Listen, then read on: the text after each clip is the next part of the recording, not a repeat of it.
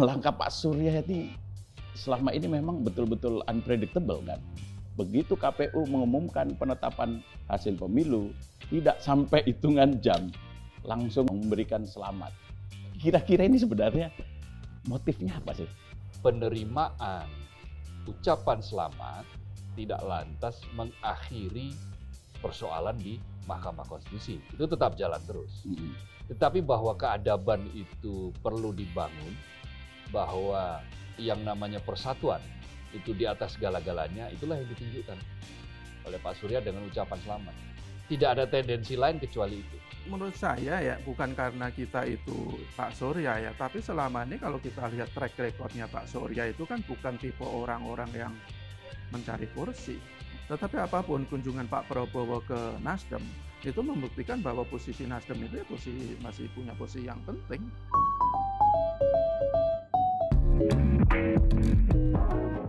Halo Sobat Media Indonesia, salam sehat dan selalu semangat.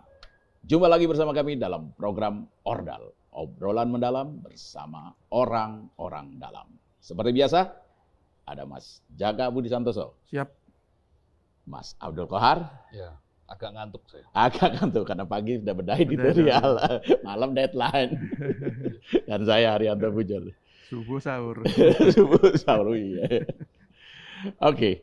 Ya, hari-hari ini jagat politik kita diwarnai dengan langkah politik. Ya, dinamika. Dari Ketua Umum Partai Nasdem, Surya Paloh, yang merespon hasil penetapan KPU ya. Ya.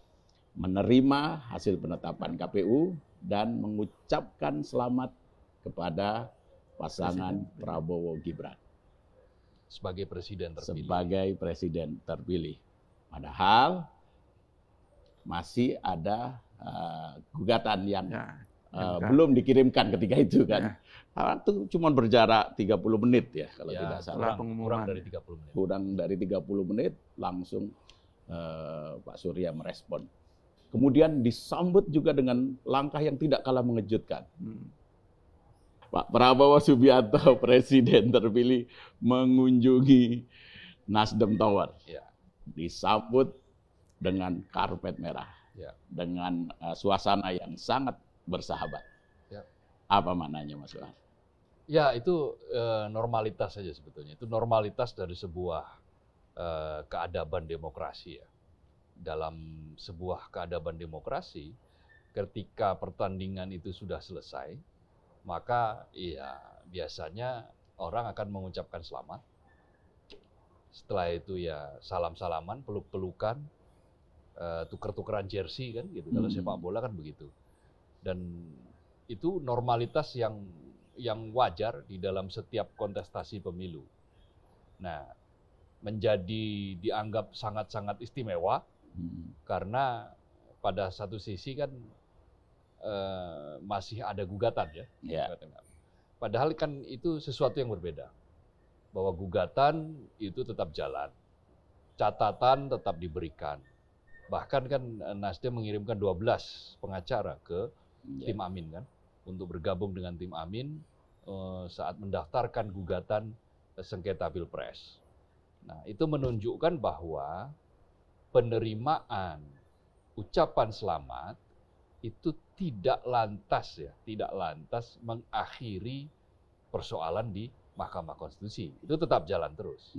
Tetapi bahwa keadaban itu perlu dibangun, bahwa yang namanya persatuan itu di atas segala-galanya, itulah yang ditunjukkan oleh Pak Surya dengan ucapan selamat. Tidak ada tendensi lain kecuali itu. Jadi ya katakanlah sebelum pengumuman, itu kan Pak Surya dan Nasdem mengatakan bahwa kami akan bersikap setelah tanggal 20 kan gitu. Kami bersikap nanti tunggu tanggal 20, bukan setelah tanggal 20, tunggu tanggal 20. 20 Maret itu jadwal akhir pengumuman hasil pemilu sekaligus penetapan hasil pemilu. Siapa yang menang, siapa yang mendapatkan suara terbanyak dari partai politik dan seterusnya. Nah, kenapa saya katakan ini normalitas ya karena memang kita melihat situasi real politik saat ini ya memang tidak banyak ruang yang tersedia bagi partai-partai politik untuk terus mempertahankan terus mempertahankan kontestasi gitu. Ya. Terus mempertahankan membawa pertandingan itu sampai keluar lapangan. Nah, itu sikap yang barangkali tidak pas ya untuk situasi Indonesia saat ini. Jadi Pak Surya kan mengatakan begini, kan hanya ada 3 sikap, menerima, menolak, atau tidak bersikap. Ya. Nasdem memilih salah satu dari 3 itu, yaitu menerima. P3 menolak. Alasannya logis, wajar. P3 menolak. Mengapa P3 menolak? Karena P3 dinyatakan tidak memenuhi ambang batas parliamentary threshold ya. 4%. 4%. Makanya langsung menolak, mengajukan gugatan dan menyatakan bahwa suara P3 berkurang hingga 200.000. Nah, kalau itu 200.000 itu ditambah, itu bisa jadi lolos ya. 4%. Iya, tapi banyak juga yang menanggapi secara kritis apa yang dilakukan oleh Pak Surya ini sebagai wujud pragmatisme Pak Surya terhadap situasi politik saat ini ya. Enggak. Begini, mungkin publik tidak ingat ya, atau belum ingat apa yang terjadi dengan Pilkada Jakarta. Ya. Di Pilkada Jakarta itu Nasdem, Pak Surya itu mendukung Ahok melawan Anies Baswedan dan AHY. Yang terjadi adalah begitu quick count itu mengumumkan bahwa Anies Baswedan yang notabene adalah lawannya Nasdem, lawannya Pak Surya, dinyatakan menang, maka Pak Surya langsung menyatakan kepada pers dengan ini mengucapkan selamat kepada Anies Baswedan, Gubernur DKI. Setelah pengumuman quick count. Kalau ini kan karena melihat bahwa quick count itu masih bermasalah, maka dilakukanlah penundaan pemberian ucapan selamat. Nah, akan menjadi pertanyaan dari publik apabila setelah quick count presiden misalnya tiba-tiba mengucapkan selamat. Seperti tradisi biasanya sebetulnya. Tetapi menjadi tidak biasa karena quick count pun kan relatively bermasalah. Nah, kalau kemudian kita menyebut bahwa pemilu kali ini katakanlah kita sebut sebagai pemilu yang curang, maka fakta kecurangan itu kan harus dibuktikan di depan hukum. Fakta kecurangan saat pencoblosan ataupun setelah pencoblosan hingga saat ini kan agak sulit ya untuk dinyatakan bahwa kecurangan terjadi. Bahwa kecurangan terjadi itu kan bisa dipotret dari sebelum. Ini yang selama ini kan kita bicarakan di Ordal.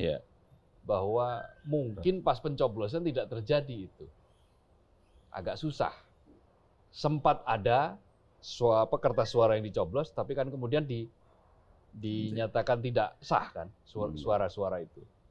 Nah, jadi memang agak susah menemukan itu. Nah, jadi proses ini akhirnya ya sudah dengan berbagai catatan kata Nasdem ya. Bahwa kami menerima. Suka tidak suka, mau tidak mau. Kami menerima demi persatuan nasional. Itu yang menjadi highlight-nya, yang menjadi catatan besarnya.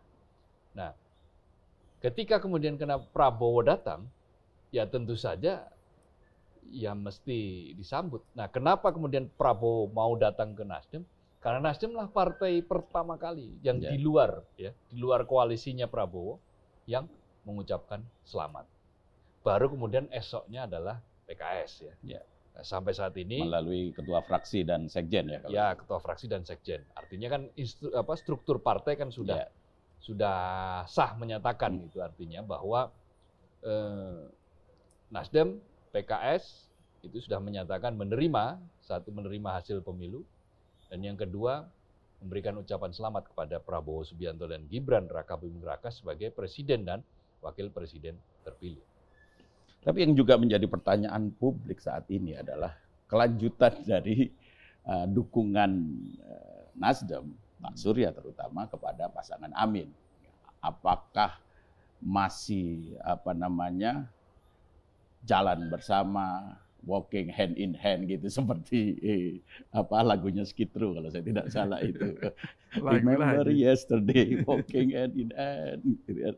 Nah, kalau melihat pertemuan Pak Prabowo dan Pak Surya beberapa hari lalu, menurut Mas Jaka, apakah Nasdem akan tetap konsisten bersama pasangan Amin?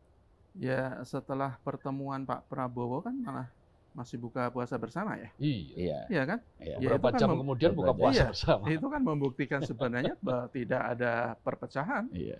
Tapi ada juga yang mempersoalkan. Oh iya. Ketika Pak Prabowo disambut dengan karpet merah, tapi pada saat Pak Anies lewatnya pintu samping. Tapi kan itu sudah dijawab juga. Gini. Ada penjelasannya gini.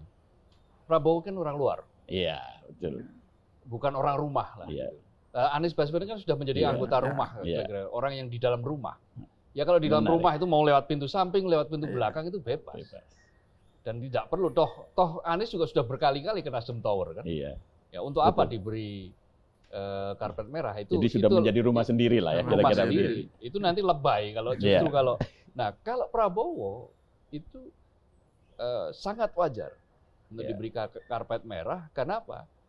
Karena mereka bukan orang yang ada di rumah, bukan orang dalam, dua orang yang beberapa akhir-akhir ini berkontestasi dengan Nasdem, gitu loh, berhadapan-hadapan dengan Nasdem. Jadi itu sebuah normalitas itu. Keniscayaan. Normalitas saja, normal saja bahwa diberikan penghargaan untuk dalam bentuk seperti itu. Ya sama kayak kita misalnya di sini kalau pas ulang tahun, kalau tamu-tamu dari luar yang nggak pernah datang ke kita kan kita kasih karpet merah itu juga bisa kan. Ulang tahun Media Indonesia, ulang tahun Metro TV, itu kita bikinkan karpet merah. Sementara kita yang dari dalam ini bisa lewat samping gitu kan. Nah, bisa masuk. Nah, kalau kemudian karpet merahnya dicopot kan karena setelah itu ada acara buka puasa bersama di situ kan. Ya, tempatnya dipakai sebagai buka puasa. Selain itu bersama. juga persahabatan Pak Surya dan Pak Prabowo yang sudah hampir lebih 40 tahun lebih. Gitu. Tapi balik lagi ke pertanyaan saya tadi ke Mas Jaka, apakah Nasdem akan terus bergandeng tangan dengan pasangan Amin? Saya yakin sih iya ya. Tadi juga disebutkan Nasdem juga memberikan sejumlah tim hukum. 12 ya. Ya, untuk mendukung gugatan dari tim Amin ke MK itu membuktikan bahwa ya Nasdem belum lepas tangan. Bukan berarti setelah Pak Surya bertemu Pak Prabowo, bukan berarti setelah Pak Surya menyatakan menerima hasil Pilpres kemudian meninggalkan Mas Anies dan Caimin, saya kira enggak. Tetapi yang penting bahwa kita sebenarnya juga memahami sih kegalauan publik, kritik-kritik publik, bahkan kemarahan publik. Kakak saya itu tiba-tiba telepon ketika Pak Surya menyatakan pidato di TV itu, dia video call, tuh Pak Surya tuh, maunya apa sebenarnya? Dan itu tidak hanya satu, saya yakin banyak. Menurut saya kita memahami juga mereka. Kita juga memahami ketika ada salah satu orang menurunkan bendera Nasdem dari depan relawan ya. Dari depan tim markas Amin. Karena itu sebenarnya kan membuktikan bahwa mereka itu sebenarnya betul-betul berharap bahwa Amin itu menang. Betul-betul menginginkan bahwa akan terjadi perubahan. Betul-betul menginginkan semua yang mendukung Anies itu tetap mendukung sampai titik darah penghabisan, katakanlah begitu. Tetapi perlu juga kita ingatkan bahwa Nasdem setelah bertemu Pak Prabowo itu bukan berarti meninggalkan Anies Baswedan. Secara legal standing sebenarnya yang bisa menggugat untuk hasil Pilpres itu kan tim kampanye. Capres dan Cawapres kan. Kalau partai politik itu kan lebih ke hasil pileg, legal standingnya.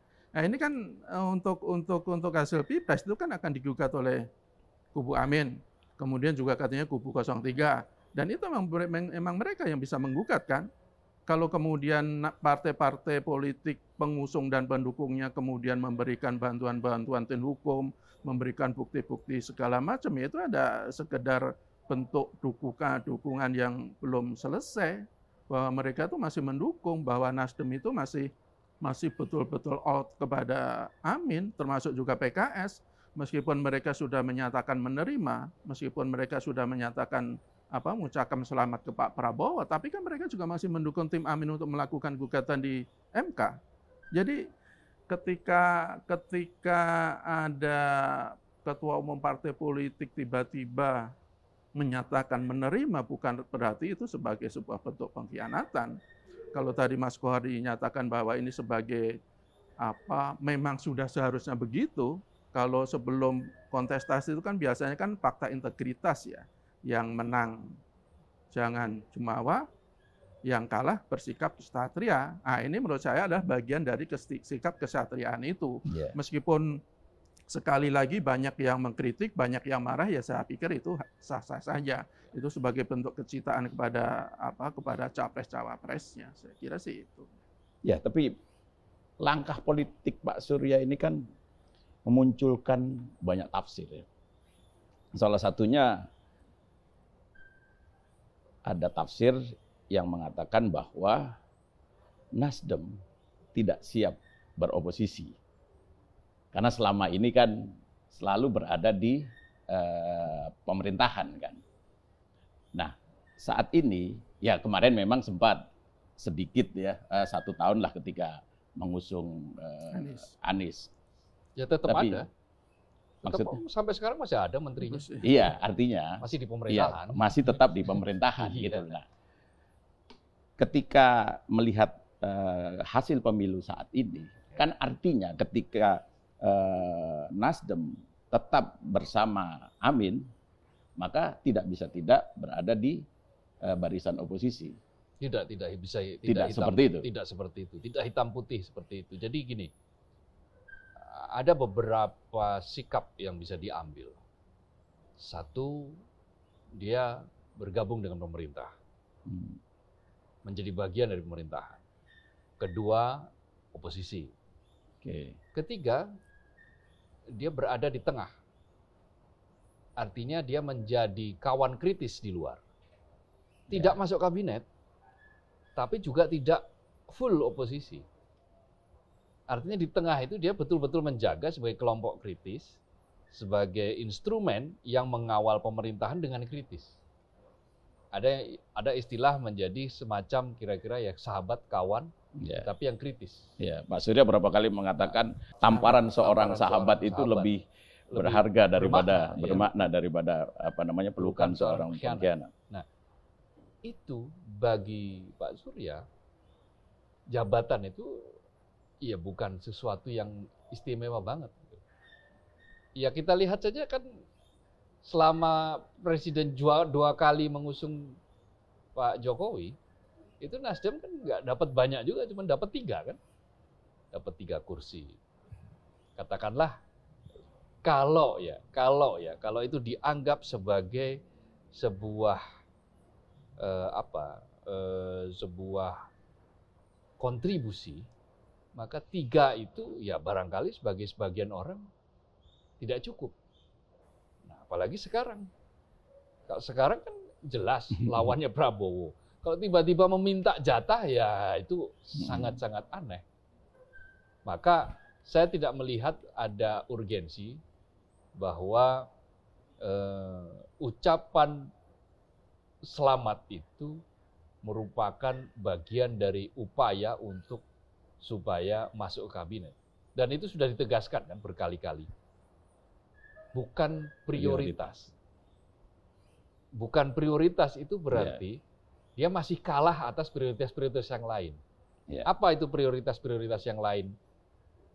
Memperbaiki kualitas demokrasi. Ya kan? Memperbaiki kualitas demokrasi. Memperkuat partai politik. Lalu bagaimana membuat desain demokrasi supaya tidak mahal. Desain demokrasi yang tidak selalu harus menghambur-hamburkan uang. Sekarang ini kan dikritik bahwa pemilu kali ini pemilu yang paling brutal. Dari sisi money politik juga kan. Orang harus betul-betul merogoh kocek dalam-dalam bila dia ingin terpilih. Ada sinyalemen seperti itu. Ya buktinya kan masih harus diverifikasi, tetapi setidak-tidaknya biaya politiknya sangat mahal. Nah, itu yang perlu didesain ulang, itu yang prioritas itu. Menyelamatkan demokrasi, memperbaiki kualitas demokrasi, itu yang prioritas. Duduk di kabinet itu bukan prioritas kan? Kata Nasdem, kata Pak Surya. Makanya melihat dari pernyataan itu, saya kok nggak melihat bahwa pemberian ucapan selamat, kunjungan Prabowo ke Nasdem Tower itu sebagai bagian dari upaya untuk merajuk gitu, meminta gitu. Nah, tipologi semacam ini saya tidak melihat itu ada. Barangkali bagi partai lain mungkin iya, tetapi bagi Pak Surya sama Nasdem, saya kok tidak melihat ada arah ke sana. Karena saya melihat ketika Pilkada Jakarta, hal yang sama dilakukan sampai beberapa tahun kemudian kan ya. Tidak ada orang-orang Nasdem yang dipakai, di-hire sebagai TGUP, meskipun sudah mengucapkan selamat. Jadi apa yang pernah terjadi di Pilkada Jakarta 2017 itu direplikasi. Jadi ucapan selamat, menerima pemilu, itu adalah normalitas keadaban dari sebuah demokrasi. Yang suka tidak suka harus diterima. Tadi yang dikatakan oleh Mas Jaka tadi, itu bagian dari kekesatriaan mereka-mereka yang kalah. Jadi mereka yang kalah, satria, berani mengakui, ya sudah, kami memang kalah. Tapi menarik. Calon kami kalah. Jadi legal standing-nya kan betul. Tapi menarik juga ini, Pak Surya itu kan beberapa kali sebelumnya juga mengatakan bahwa idealnya, adilnya itu yang kalah itu ya di luar pemerintahan. Makanya waktu itu beberapa kali ketika ada partai politik yang kalah kemudian malah bergabung dengan pemerintahan, itu kan juga dikritik oleh Nasdem kan. Terakhir juga ketika Pak Prabowo itu kalah tetapi malah jadi menteri, itu juga sudah dikritik. Itu kan bukan sebuah kritikan dalam arti karena iri, karena tidak terima, karena jatahnya berkurang. Tetapi emang ya kontestasi kan seperti itu harusnya.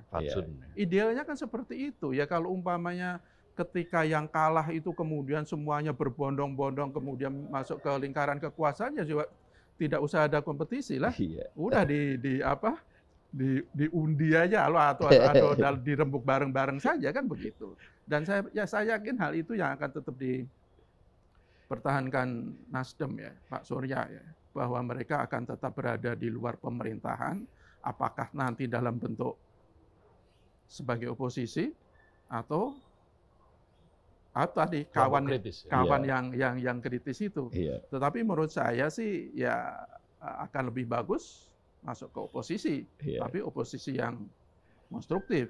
Oposisi itu kan ada dalam teorinya kan ada beberapa jenis kan, ada oposisi seremonial, ada oposisi destruktif oportunis, ada oposisi fundamental, ada oposisi konstruktif demokratis. Jadi yang konstruktif demokratis itu tidak asal beda, artinya ketika pemerintah itu melakukan hal-hal yang bagus ya harus kita dukung meskipun bersikap oposisi. Tetapi ketika pemerintah melakukan hal-hal yang dirasa tidak benar, dirasa merugikan rakyat, harus dikritik. Jadi betul-betul ada penyimbang, harus ada betul-betul ada kontrol kekuasaan, dan itu saya kira yang akan dilakukan oleh Nasdem dan mungkin juga PKS. Tapi kunjungan dari yang menang kepada yang kalah itu kan tentu saja memunculkan beragam spekulasi kan. Apalagi di tengah selentingan ya desas-desus, benih-benih munculnya inilah kita bisa bilang perpecahan, bukan perpecahan. Ya, antara Pak Jokowi dengan ada gesekan antara Pak Jokowi kan dan info yang harus dikonfirmasi. Iya. Tetapi itu kan memang harus dikonfirmasi, tapi santer itu. Ya, karena terkait dengan mulai minta jatah menteri, terus kemudian jatah wapres dan sebagainya, gitu. Iya, tapi begini ya, betul Bapak, itu mesti dikonfirmasi bahwa meskipun ada indikasi, juga belum kita bisa katakan indikasi, tapi bahkan ada sinyal-sinyal seperti itu kan sekarang juga jadi ramai, jadi perbincangan publik kan. Tetapi apapun kunjungan Pak Prabowo ke Nasdem, pertama karena Pak Surya yang pertama mengucapkan selamat dan menerima hasil Pilpres, itu membuktikan bahwa posisi Nasdem itu ya masih punya posisi yang penting. Iya. Ya, Dia sangat jadi magnet. penting. Menjadi magnet, masih dianggap sebagai sebuah penentu peta perpolitikan nanti ke depan itu nanti seperti apa. Ya nggak mungkin kalau Pak Prabowo itu menganggap Nasdem itu sebagai partai yang ya tidak ada pengaruhnya, kemudian dia dengan besar hati, dengan rendah hati mengunjungi Nasdem, bertemu Pak Surya, padahal dia capres terpilih loh. Ketika orang berbondong-bondong untuk mendekat ke Kertanegara, tetapi justru Pak Prabowo-nya menuju gondang dia, menuju Nasdem Tower. Jadi ini menunjukkan pertama adalah Nasdem masih dianggap punya posisi yang penting, sangat berpengaruh kemudian hari, dan ini menunjukkan juga bahwa Pak Prabowo lepas dari kekurangan atau banyaknya sorotan negatif terhadap dia, yaitu harus kita akui bahwa dia punya jiwa besar untuk tidak mentang-mentang dia menang, mentang-mentang dia capres terpilih, dan kalau tidak ada sesuatu yang luar biasa akan segera menjadi orang nomor 1 di Indonesia, kemudian meninggikan hatinya. Menurut saya itu juga harus diapresiasi juga. Ya, bahkan sepanjang yang saya tahu tuh, Mas Kohar, Pak Prabowo belum datang, belum sowan ini ke Pak Jokowi. Setelah KPU ya? Iya, setelah KPU mengumumkan bahwa ketika pengumuman setelah pengumuman kan Pak Surya konferensi pers langsung, terus beberapa puluh menit kemudian Prabowo konferensi pers. Ya, menariknya di konferensi pers itu memang tidak ada Gibran kan? Iya, satu tidak ada Gibran dan tapi Kaisang ada, dia mewakili PSI. Nah, di situ ya intinya adalah pernyataan terima kasih kepada para pendukung, terima kasih kepada para penyokong partai-partai politik yang sudah mendukung. Tapi intinya begini, dalam situasi seperti sekarang ini memang kita butuh sebuah pikiran besar dan dada lapang gitu ya. Dada lebar, pikiran besar. Jadi apa yang kita saksikan di dalam dinamika politik itu tidak boleh hanya kita maknai dari sisi kulit-kulitnya saja. Ada substansi-substansi yang memang betul-betul harus kita dalami di situ. Jadi yang dikatakan oleh Mas Jaka tadi bahwa Nasdem itu masih punya posisi yang strategis, itu benar adanya. Artinya kalau dia bukan partai yang memiliki posisi strategis, maka ya dia akan, ya sudahlah, dianggap angin lalu saja. Tetapi karena dia dianggap penting dan strategis, maka ya ini perlu untuk diberikan kesempatan. Setidak-tidaknya begini, penyampaian ucapan selamat, penerimaan hasil pemilu, itu bagi Prabowo itu bisa menjadi legitimasi. Ya. KPU itu kan hanya legal aja, legalitas. Ya. Jadi legalitas didapat, tapi legitimasi belum. Karena belum ada pengakuan dari pihak yang kalah. Yang kalah. Nah, ketika kemudian Pak Surya menyampaikan itu, maka disitulah sebetulnya sudah ada legitimasi. Maka Prabowo, ya akhirnya legalitasnya bahwa dia adalah presiden terpilih, tetapi legitimasinya juga dia bisa dikatakan sebagai presiden terpilih. Sekali lagi, MK itu persoalan lain. Yeah. Apalagi partai politik kan tidak punya legal standing. Yeah. Tidak punya legal standing langsung loh. Yang punya hak untuk menggugat, yang punya hak menggugat itu adalah tim pemenangan. Partai politik itu mutlak dia menjadi pengusung. Pengusul, gitu. Siapa calon presiden? Nah, itu tugas itu sudah ditunaikan kan oleh masing-masing partai politik. Nah, sekarang partai politik menyerahkannya kepada siapa ya? Kepada tim pemenangan. Nasdem misalnya memberikan 12 pengacaranya, 12 ahli hukumnya itu untuk mendukung menyampaikan bukti-bukti di dalam gugatan di Mahkamah Konstitusi. Bahkan Anies Baswedan kan mengatakan bahwa jangan kita menyampaikan sesuatu dengan kemarahan, dengan provokasi. Sampaikanlah itu melalui saluran yang konstitusional. Dalam hal ini adalah MK. Nah, ketika MK sudah membuka dan sudah ini langsung kan, tim Amin langsung mendaftarkan gugatan yang kemudian diikuti oleh tim 03 kan, Ganjar Mahfud juga menyampaikan gugatan. Nah, ini yang sekarang paralel sedang berlangsung, sudah ada di mejanya Mahkamah Konstitusi.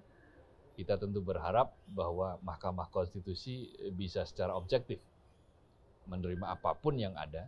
Ya kalau memang ada kesalahan, ada kecurangan, ya harus dinyatakan bahwa itu ada kecurangan dan harus dihukum. Tetapi kalau memang tidak ada, ya tidak masalah. Dan kalau memang betul-betul akhirnya nanti tidak ada, ya berarti memang kita harus sudah mengakhiri, betul-betul mengakhiri. Nah kalau kemarin kan penetapan KPU kan bukan pintu terakhir, karena masih ada pintu lain, yaitu MK. Nah belum lagi partai politik, kan? Gugatan partai politik kan banyak, ada 200 berapa itu? 240 lebih gugatan dari partai politik yang menyangkut dengan dugaan kecurangan, termasuk salah satu diantaranya adalah gugatan Partai Persatuan Pembangunan, yang oleh hasil penetapan KPU itu dinyatakan tidak mencapai 4%, hanya 3,8 sekian ya, 3,8 sekian. Itu artinya P3 tidak lolos ambang batas parlemen. Nah, apakah setelah gugatan ini P3 bisa membuktikan dan akhirnya dia lolos? Nah, ini juga konfigurasi politik yang juga tidak kalah menarik. Jadi sekarang ini yang kita bahas kan memang ucapan selamat ya, dan pertemuan setelah Surya Paloh dan Prabowo bertemu. Tapi yang tidak kalah menarik adalah dinamika di internal kubunya Prabowo, Prabowo Gibran. Ya sekarang kan mulai tersiar misalnya Golkar terang-terangan minta jatah 5 melalui ketua umumnya menyatakan bahwa Golkar itu sangat berkontribusi, memiliki kontribusi yang cukup dominan lah ya, signifikan. Kira-kira gitu bahasanya, dan karena itu wajar apabila kira-kira yang mendapatkan jatah 5 lah, kira-kira begitu. Nah di luar itu kemudian ada pribadi-pribadi yang katanya termasuk Pak Jokowi katanya juga menitipkan sejumlah nama. Lalu ada lagi yang menyebut Pak Luhut juga katanya juga mengendorse sekian nama. Tapi yang perlu diingat adalah bahwa keputusan menentukan kabinet itu mutlak di tangan seorang presiden. Itulah yang namanya hak prerogatif. Itu dia makanya pertemuan Pak Prabowo dengan Pak Surya itu jadi memunculkan banyak spekulasi. Apalagi kan kemarin juga muncul pertanyaan, bagaimana kalau Pak Prabowo menawari, bahkan sudah ditawari kan, Pak Prabowo sudah menawari Pak Surya untuk masuk ke dalam koalisi. Bagaimana? Iya sekali lagi menurut saya ya bukan karena kita itu Pak Surya ya, tapi selama ini kalau kita lihat track recordnya Pak Surya itu kan bukan tipe orang-orang yang mencari kursi. Saya kira Pak Surya itu sadar betul bahwa sebagai pihak yang kalah itu ya tidak elok lah kalau menerima apalagi meminta-minta kan. Dan itu saya pikir komitmen seperti itu akan terus dia pegang. Ya kita tidak tahu ya, namanya politik kan sewaktu-waktu bisa berubah. Tapi sampai sekarang kalau saya sih melihat dia masih berkomitmen soal itu. Kalau kita hubungkan dengan dinamika di kalangan ini bisa jadi juga kan ada penilaian atau semacam anggapan bahwa bertemunya Pak Prabowo ke Gondang Dia ke Nasdem itu kan bagian dari konsolidasi kekuatan untuk menandingi nanti kekuatan lain. Ya itu sah-sah saja namanya penilaian seperti itu ya. Tapi yang pasti bahwa sebagai presiden terpilih ya semestinya Pak Prabowo itu punya jiwa yang begitu kuat untuk independen. jangan kemudian larut dalam tekanan sana sini, bahwa ketika partai-partai politik yang memenangkan dia itu punya hak untuk mendapatkan kursi, untuk merasakan kue kekuasaan, yaitu sah-sah saja, namanya kontestasi. Kalau mereka tidak dapat justru tidak normal. Tetapi ketika mereka terus masing-masing merasa paling berkontribusi, merasa yang paling berjasa, ya itu harus betul-betul dicerna oleh Pak Prabowo loh. Jangan sampai nanti malah koalisi mereka itu justru cakar-cakaran, gontok-gontokan, yang justru yang rugi kan rakyat juga nanti kan. Karena kan apapun ketika nanti sudah dilantik, apapun kan dia presidennya seluruh rakyat, bukan presidennya partai-partai yang mengusung dia. Jadi Pak Prabowo harus betul-betul bersikap tegas ya untuk menentukan nanti jatah-jatah di kabinetnya itu. Mas Kohar, seberapa besar peluang Nasdem ini untuk bergabung dalam koalisinya Pak Prabowo? Saya ikut apa yang disampaikan oleh Pak Surya. Bukan prioritas. Bukan prioritas. Jadi kalau seberapa besar saat ini kok saya melihat masih nihil. Nihil ya. Masih nihil, kosong. Jadi karena itu sudah dijawab secara lugas. Bukan prioritas itu artinya kan ya, bukan itu. Bukan itu. Bukan itu. Ya, saat ini bukan itu. Dan ingat loh bahwa presiden kita sekarang masih Pak Jokowi. Ya. Suka atau tidak suka, mau tidak mau, itu presidennya masih Pak Jokowi sampai 6 bulan ke depan. Iya, tapi Sampai sudah mulai Oktober. banyak yang merapat ke Kartanegara. Itu biasa. biasa. Sudah banyak gulanya sekali. sudah pindah ini, Iya. sebagian Lemdak, gulanya. sudah mulai lemdak. Dan tapi ini menjadi persoalan saya pikir ke depan buat Pak Jokowi. Masa tunggu Iya. 6 bulan itu cukup lama itu. Iya memang lama. Iya kan Tetapi sekarang, iya kan Oktober kan. Iya. Oktober kan dilantiknya nanti. Ya tapi kan dia masih punya kekuasaan lah. Iya. Yang bisa menentukan itu ya masih. iya, Tapi- jadi Tapi berikutnya kan ada di tangan Pak Prabowo. inilah jeleknya, bukan jeleknya ya. Jeleknya kalau Pilpres cuma 1 putaran. Jadi masa Padahal tunggu Terlalu lama ya. di desainnya sudah didesain 2 putaran. kemungkinan kan karena Iya. calonnya 3, maka memang desain harus didesain kemungkinan 2 putaran. Kalau calonnya cuma 2, nggak apa-apa, pemilu presiden tidak perlu dilakukan Februari. Iya. Kenapa? Karena terlalu lama nanti jaraknya dengan masa pelantikan. Tapi karena ini calonnya 3, maka ya wajar kalau kemudian KPU mendesain ini menjadi sebuah kontestasi yang akan berlangsung 2 putaran. Tapi kok dilalahnya yang menurut penetapan KPU ya, Prabowo mendapatkan 58%, Anies 24,9%, Ganjar 16, sekian persen, maka ya udah otomatis itu kan namanya 1 putaran. Ya artinya ya dia harus siap-siap untuk memaintain ini. Bagaimanapun Indonesia itu terlalu mahal kalau diabaikan meskipun hanya 6 bulan. 6 bulan itu masih banyak hal-hal strategis. Stabilitas harga pangan, Iya. pertumbuhan ekonomi, menjaga pertumbuhan ekonomi, menjaga inflasi. Itu masih problem yang harus diselesaikan.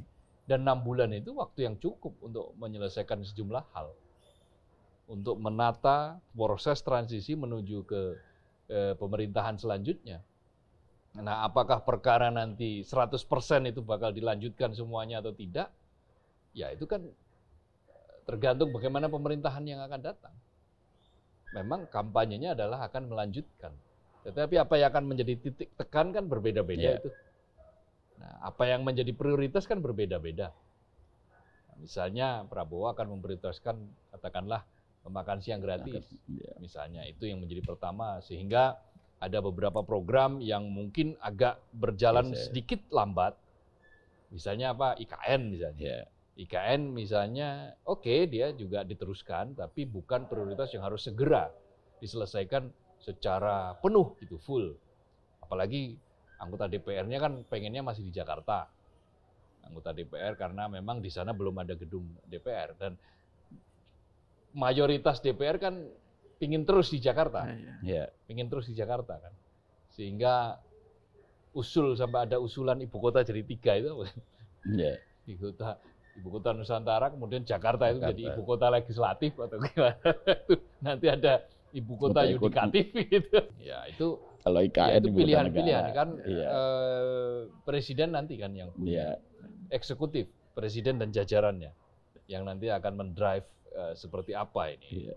Sementara kan yang sudah buru-buru ditagih kan makan siang gratis. Iya. Kalau itu sampai tidak terrealisasi kan berbahaya. Tapi emang pasti akan nanti Prabowo itu pasti akan melanjutkan. Iya, kemarin aja sudah dibahas di rapat kabinet, sudah disimulasikan. Bukan yang Bukan apa? maksudnya. melanjutkan. Enggak, maksudnya bukan hanya siang gratis. Kalau selama ini kan jargonnya itu kan melanjutkan pemerintahan Oh, oke. Jokowi ya. Apakah nanti betul dia melanjutkan ya? Ya, we'll see. Ya, saya kira sebagian akan Iya. dilanjutkan. Beberapa komitmen kan misalnya kayak hilirisasi itu kan Prabowo setuju ya kan itu hilirisasi. Cuman mungkin pola-polanya seperti apa. Tetapi memang setiap pemerintahan yang ada selama reformasi kita ini itu ya rata-rata sebagian Melanjutkan. sesuatu yang baru. Sebagian dilanjutkan, tapi sebagian itu adalah sesuatu yang baru. Sebetulnya bisa dicontoh Jakarta lah. Jakarta itu sebuah contoh yang bagus bagaimana proses keberlanjutan itu berlangsung. Evaluasi dan keberlanjutan itu berlangsung. Apa yang dilakukan oleh Jokowi, kemudian diteruskan oleh Ahok dengan berbagai penyempurnaan. Ahok kan menggantikan Jokowi. Ya. Terus setelah itu ganti Anies yang berkompetisi dengan Ahok. Toh juga tidak membongkar kan? Iya. Kecuali sekarang aja yang Iya. apa namanya? Jalur sepeda dibongkar sama PJ itu. Kalau Anies kan nggak bongkar apa yang menjadi tinggalannya Ahok, nggak ada. Dilanjutkan R-Petra ya kan?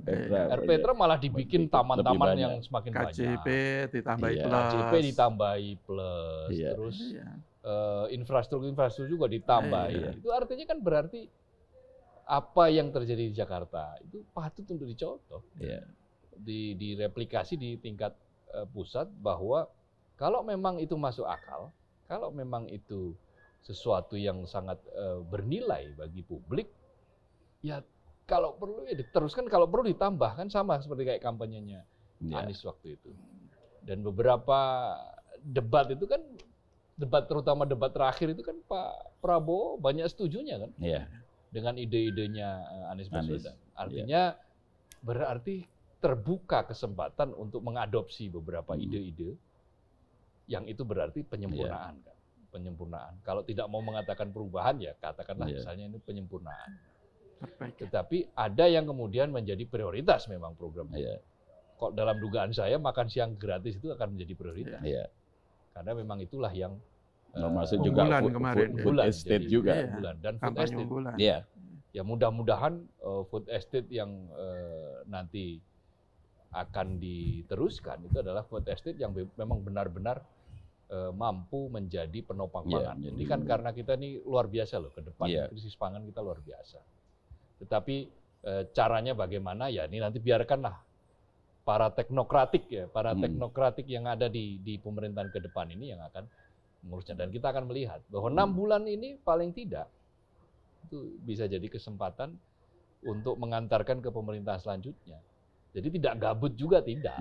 Bahwa kemudian magnetnya itu sudah berubah. Pendulum magnetnya itu sudah bergeser. Bergeser ke Kertanegara. Itu ya normal juga. Wajar-wajar juga kan. Kalau kita menyaksikan apalagi negara seperti Indonesia yang demokrasinya masih istilahnya masih banyak membutuhkan penyempurnaan. Ya, perilaku demokrasi dari para pelakunya ya pasti juga aneh-aneh. Ada yang ya biasalah, misalnya tiba-tiba minta jatah, ada yang merasa berkontribusi besar sehingga minta jatah sekian, dan itu khas Indonesia memang. Bukan hanya Indonesia sih sebetulnya, di Malaysia juga sempat terjadi hal seperti itu. Hanya saja memang agak-agak berbeda. Kalau di sini kan kadang-kadang ya kalau nggak dikasih mutung gitu kan. Padahal kan itu sudah tahu bahwa itu adalah hak prerogatif presiden. Gitu. Tapi ngomong-ngomong gini, Mas, Mas Jaga. ada pertanyaan menarik juga nih, Mas. Apakah langkah politik yang oleh sebagian orang dinilai sebagai yang tiba-tiba. Iya. Ketika Pak Surya menyatakan menerima, kemudian disusul kemudian PKS, ini kira-kira terpengaruh nggak dengan hak angket yang tidak jelas itu? Ya itu mau pertanyaan. Oh. Pertanyaan saya berikutnya sebenarnya mau ke situ. Iya. Tapi ada juga sebenarnya. Ada satu lagi sebenarnya langkah politik Pak Surya akhir-akhir ini itu yang mendadak atau sebagian orang ini sangat mengejutkan, mendadak dangdut dan sebagainya. Itu nanti akan berdampak nggak pada kekuatan Nasdem dalam pilkada misalnya, atau malah justru sebaliknya berdampak positif?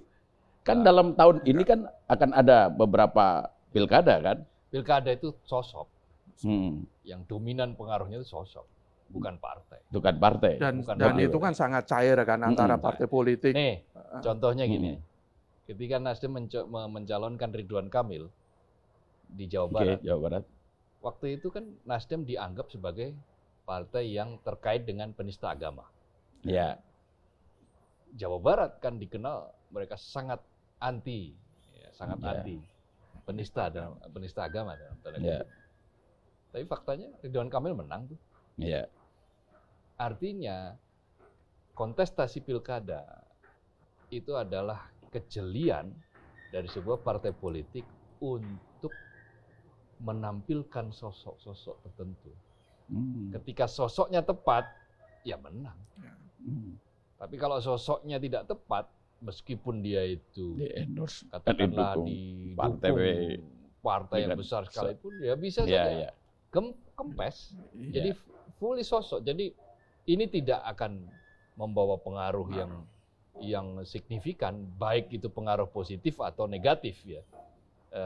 Karena ini normalitas biasa. Ini karena hal yang sangat biasa dan tidak terlalu mengagetkan sebetulnya bagi orang-orang yang biasa, karena pernah ada presiden sebelumnya kan, yang saya katakan di Jakarta itu, ketika tiba-tiba dalam waktu yang sangat cepat memberikan ucapan selamat, yang waktu itu meminta Charles. Charles menelpon saya waktu itu masih di Metro TV, lalu ngobrol gitu dengan tim Nasdem dengan ini, ya intinya adalah memang sikap Pak Surya itu memang begitu. Ya begitu kompetisi sudah berakhir ya sudah selesai, dan sebagai sikap kesatria adalah memberikan penghormatan, memberikan ucapan selamat kepada yang menang, tapi jangan selalu diartikan itu bahwa itu adalah sebagai bentuk atau koalisi, atau bentuk permintaan jabatan, karena memang ini beyond ini. Sikap ini beyond soal itu. Karena kalau semua dianggap bahwa setiap gerak dan setiap langkah bahwa ini adalah ada kaitannya dengan permintaan atau permohonan jabatan, ya rusaklah demokrasi kita. Nah, terus kelanjutan angket seperti apa ini? Nah, kalau ini udah lewat. Udah bablas angin ya, betul. Kan saya sudah bilang di kita lupakan ya. Ordal sebelumnya itu saatnya kita sudah bisa mengatakan lupakan angket. Kenapa? Karena lokomotifnya sudah nggak bunyi-bunyi kok. Lokomotifnya sudah jalan nggak jalan-jalan. Masih kontemplasi. Dan itu bisa jadi bagian dari alasan kenapa tiba-tiba Nasdem sama PKS akhirnya menerima hasil ini ya. Habis yang ditunggu-tunggu juga tidak datang juga. Kan umpamanya Nasdem, PKS, PKB lah katakanlah bergabung untuk kemudian berinisiatif mengajukan hak angket kan juga percuma. Kalau tadi dapat paripurna ditolak. Kan cuma buang-buang waktu dan buang-buang energi saja ya. Dan kita, itu kan jalur politik. Justru yang sekarang kita pertanyakan ini PDIP ini sebenarnya bagaimana? Kok sampai sekarang bahkan tidak ada tanda-tandanya? Apakah Bu Mega itu masih berkontemplasi juga sampai sekarang? Jadi tapi kalau kelamaan ya habislah waktunya kan. Udah mendekati habis. Kalau 3 konfigurasi, jadi yang menerima KPU, menerima hasil pemilu itu Nasdem dan PKS. Yang menolak pemilu, menolak hasil pemilu adalah P3. Yang di tengah-tengah yang tidak bersikap saat ini PDIP misalnya salah satunya, dan itu adalah hak. Dan itu juga ya harus kita hormati. Tidak boleh kita ecek-ecek itu kita Iya, meskipun itu agak mengecewakan para pegiat demokrasi ya. Karena dan menurut saya wajar juga ketika para pegiat demokrasi itu kecewa dengan langkah PDIP. Karena apapun kan kita itu sebagian masyarakat itu kan sangat berharap pada PDIP kan. Sebagai partai terbesar, sebagai lokomotif yang bisa membawa gerbong kereta hak angket, tetapi sampai sekarang kenyataannya tidak dilakukan. Ya wajar juga kalau pada kecewa ke PDIP. Tapi saya juga bisa memahami langkah PDIP. Karena ada 50 orang yang tidak terpilih lagi. Ya 50, kalau dari 126 dikurangi 50 itu kan tinggal 76. Nah, 76 itu kalau digabung dengan yang lain-lain ya pasti kalah kan. Atau bisa jadi juga begini, mereka sebenarnya juga dilema. Kalau dia mengajukan hak angket, orang dipilih aja dia masih menang. Atau nanti kecurangan di mana? Sementara dia dipilih masih menang. Pilpres. Iya. Kalau namanya pemilu itu kan tidak hanya pilpres. Sebenarnya kita agak susah untuk memisahkan. Enggak, kalau angket itu memang selama ini yang dimentionnya adalah pilpres. Ya pilpres, ya betul. Tapi sebagian orang juga ya tidak bisa beranggapan tidak bisa dipisahkan begitu saja. Bisa jadi itu yang jadi pertimbangan PDIP. Kita kan tidak tahu ya pertimbangan sebenarnya mereka itu apa. Tapi internal PDIP juga memang tidak satu suara karena ada salah satunya ada politik sandra yang kemarin kita bahas itu, yang bahkan sudah nyata-nyata dibilang sama Ketua DPR, Puan Maharani, bahwa dalam kontestasi harus siap menang dan siap kalah, meskipun bukan dia yang membacakan. Udah dilupakan aja. Tapi balik lagi ke cerita awal kita ini, langkah Pak Surya ini selama ini memang betul-betul unpredictable kan. Siapa yang menduga Pak Surya tiba-tiba mencalonkan Anies, ya kan? Tiba-tiba berpisah jalan dalam tanda kutip berpisah jalan kan gitu. Kemudian siapa juga yang menduga begitu KPU mengumumkan penetapan hasil pemilu tidak sampai hitungan jam, 30 menit ya kalau hitungan Mas Rohan, langsung mengumumkan, memberikan selamat. Padahal proses gugatan itu MK soal yang lain. Nah, itu tadi soal yang lain. Nah, kira-kira ini sebenarnya motifnya apa sih? Sudah nih, apa yang dibalik itu gitu loh. Kan ini masih banyak menjadi pertanyaan publik. Enggak, saya membaca sama aja. Apa yang dilakukan terhadap Anies Baswedan ketika menang pilkada Jakarta. Itu. Sama. Itu memang kebiasaan politik. Kebiasaan politik mengajari kepada kita tentang keadaban berpolitik. Iya, keadaban politik. Keadaban berpolitik itu ya memang harus begitu. Ya ketika misalnya Pak Surya berkali-kali kan bilang misalnya begini. Ya meskipun untuk seperti itu resistensinya cukup besar sih. Ya nggak masalah. Itu kan Pak bukan orang yang takut dengan risiko. Pak Surya itu kan berkali-kali menantang risiko kan. Dengan risiko mencalonkan Anies risikonya banyak, luar biasa. Tetapi toh juga jalan kan. Dan itu bukan masalah yang harus dibesar-besarkan. Tetapi yang paling penting adalah bahwa keadaban politik, keadaban demokrasi memang harus dibangun.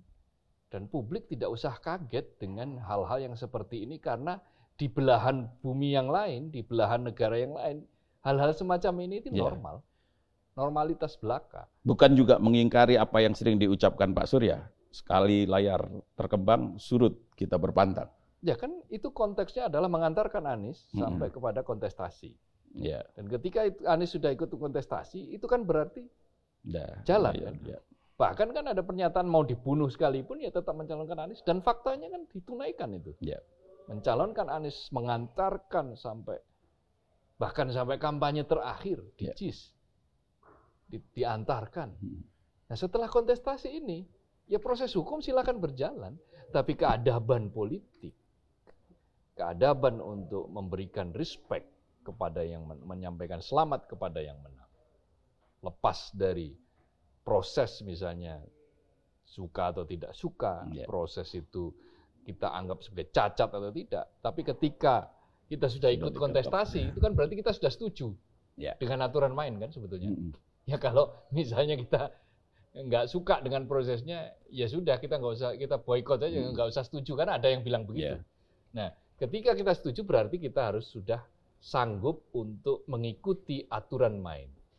Dan aturan mainnya sudah sampaikan, meskipun ada masalah sirekap dan seterusnya, tetapi aturan sudah dijalankan, proses penghitungan berjenjang juga sudah dilakukan dari mulai kecamatan ke kabupaten ke provinsi lalu ke nasional dan kemudian ditetapkan dan diumumkan.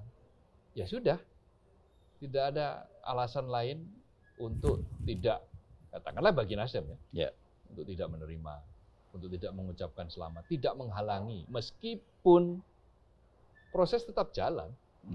Karena tadi partai politik tidak punya legal standing untuk mengajukan gugatan pilpres, gugatannya pileg. Kalau angket itu jalur politik dan yang dimention adalah pilpres. Ngapain angket pileg? Nggak ada. Angket itu bukan untuk pileg, angket itu adalah untuk pilpres. Nah, ketika itu dalam sebuah konferensi pers, Pak Surya kan sudah mengatakan bahwa ya ini sebentar lagi.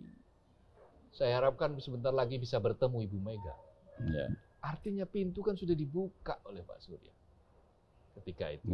Tapi PDIP kan tidak kunjung menyampaikan sikap. Mungkin karena ada proses-proses di internal yang belum selesai. Mungkin juga ada beberapa hal yang perhitungan-perhitungan yang kalau ini diambil akan seperti apa, kalau ini tidak diambil risikonya bagaimana, bahwa kemudian publik kecewa ya pastilah. Publik kecewa dan kecewanya sangat berat itu pasti. Tetapi saya berani katakan bahkan sejak ordal minggu lalu saya katakan lupakan angket. Sebenarnya pintu sudah diketok oleh Pak Surya tapi belum dibukakan oleh Bu Mega. Iya, ketika tidak bukakan ya sudahlah, kita pulang saja. Maksudnya kita nungguin di depan rumah kan. Enggak dibuka-buka, sementara yang di dalam sedang kontemplasi. Tapi sebenarnya langkah Pak Surya dengan PKS ini sebenarnya akan berdampak sangat positif terhadap penurunan tensi politik. Kalau kita lihat, kita bandingkan dengan pemilu sebelumnya ya. Ketika KPU sudah mengumumkan, itu kan pihak yang kalah kan belum mau menerima. Dan apa yang terjadi? Itu demo terjadi di mana-mana dan sangat kita sesalkan, puluhan orang meninggal. Jadi ya lepas suka tidak suka dengan langkah yang dilakukan oleh Pak Surya, termasuk PKS tentu saja. Ya menurut saya ini sebuah langkah yang pertama tadi sebagai sebuah bentuk kedewasaan dalam berdemokrasi, dan kedua bisa mendinginkan situasi, artinya untuk mencegah kejadian-kejadian yang sangat tidak inginkan kembali terjadi.